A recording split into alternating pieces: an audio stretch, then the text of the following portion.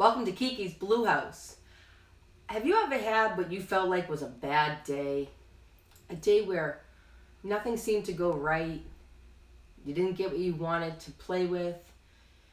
You didn't get to go where you wanted to go. Maybe your meals weren't your favorites.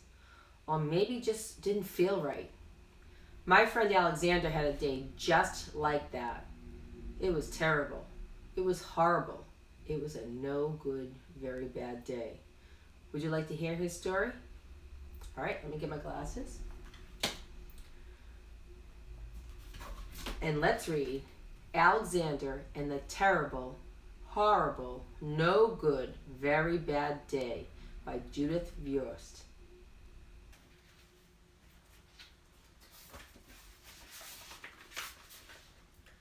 I went to sleep with gum in my mouth, and now there's gum in my hair.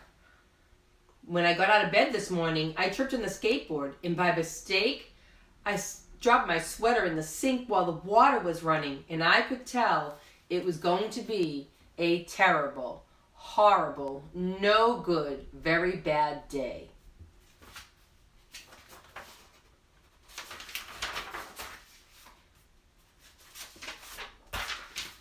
At breakfast, Anthony found a Corvette Stingray car kit in his breakfast cereal box, and Nick found a Junior Undercover Agent code ring in his breakfast cereal box.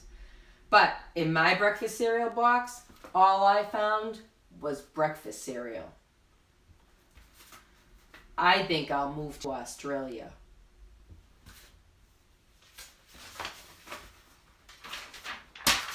In the carpool, Mrs. Gibson let Becky have the front seat by the window.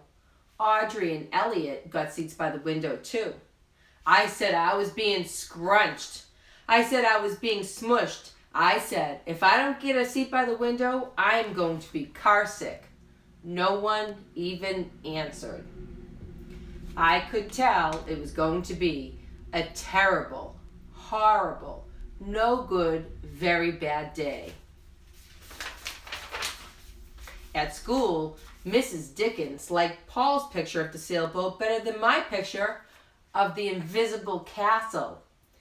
At singing time, she said I sang too loud. At counting time, she said I left out 16. Who needs 16? I could tell it was going to be a terrible, horrible, no good, very bad day. I could tell because Paul said I wasn't his best friend anymore. He said that Philip Parker was his best friend, and that Albert Moyle was his next best friend, and that I was only his third best friend. I hope you sit on a tack, I said to Paul. I hope the next time you get a double-decker strawberry ice cream cone, the ice cream part falls off the cone part and lands in Australia.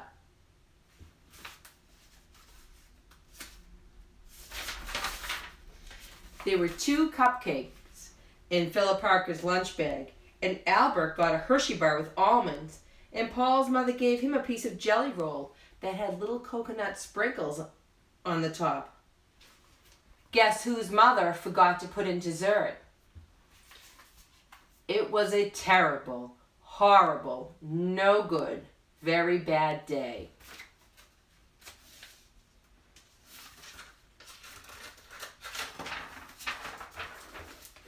That's what it was. Because after school, my mom took us all to the dentist, and Dr. Fields found a cavity just in me. Come back next week and I'll fix that, said Dr. Fields. Next week, I said, I'm going to be in Australia. On the way downstairs, the elevator door closed on my foot, and while we were waiting for my mom to get the car, Anthony made me fall where it was muddy. And then, when I started crying because of the mud, Nick said I was a crybaby. Oh boy. And while I was punching Nick for saying crybaby, my mom came back with the car and scolded me for being muddy and fighting. I am having a terrible, horrible, no good, very bad day, I told everyone. No one even answered.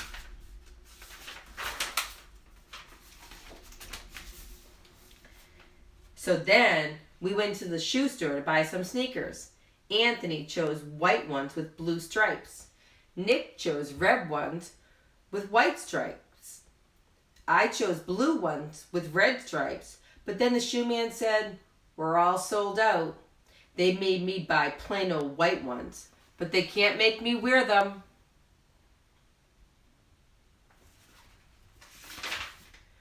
When we picked up my dad at the office, he said I couldn't play with his copying machine, but I forgot.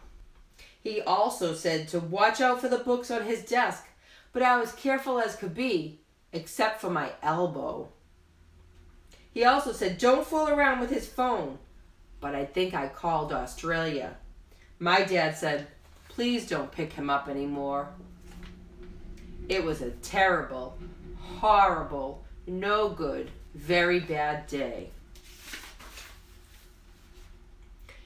There were lima beans for dinner. I hate limas. There was kissing on TV. I hate kissing. My bath was too hot. I got soap in my eyes. My marble went down the drain and I had to wear my railroad train pajamas. I hate my railroad train pajamas.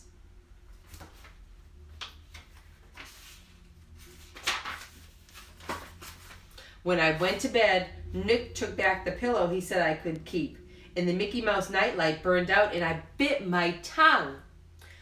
The cat wants to sleep with Anthony, not with me. It has been a terrible, horrible, no good, very bad day. My mom says some days are like that.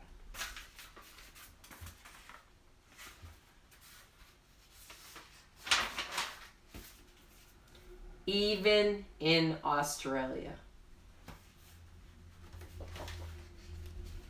Well, I hope that made you feel better if you were having a terrible, horrible, no good, very bad day. And I hope that Alexander wakes up tomorrow and has a much better day. They can't all be terrible, horrible, no good, very bad days, can they? What do you do when you have a terrible, horrible, no good, very bad day? Do you talk to somebody about it? Do you have a favorite book or a favorite place in your house, maybe in your room that you go to and just think? Those are all good things. Thinking is good. Well, I think I'll see you very soon. You have a good night, and I'll see you next time on Kiki's Blue House. If you have any stories that you'd like me to read, shoot me a line. Write a comment down below. Okay? I'll see you next time. Bye-bye. Bye, Henry. Bye, Simon. Bye, baby Elliot. Bye, Ellie. Bye, Clancy Rose. Bye, Cal. Bye, Teddy. Bye, Ryan. Bye, Collins. Bye, Kyra. Bye-bye.